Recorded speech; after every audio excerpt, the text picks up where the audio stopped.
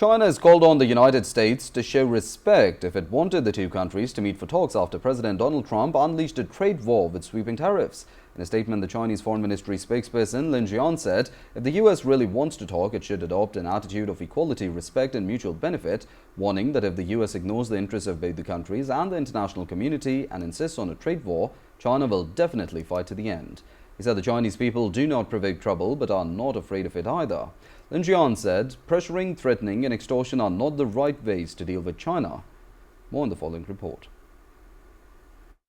China has vowed to fight till the end after President Donald Trump hurled new threats to punish Beijing with more tariffs. Speaking to reporters at the White House along with Israeli Prime Minister Benjamin Netanyahu, the US president asked China to withdraw its 34% retaliatory levy on the US goods by tomorrow, failing which he would impose 50% extra tariffs.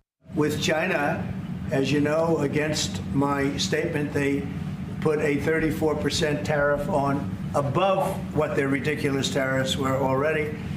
And I said if that tariff isn't removed by tomorrow at 12 o'clock, we're putting a 50% tariff on above the tariffs that we put on. China swiftly hit back, blasting what it called blackmailing by the US president and saying that it would never accept such action. A spokesman from the Chinese Commerce Ministry said if the US insists on going its own way, China will fight it to the end.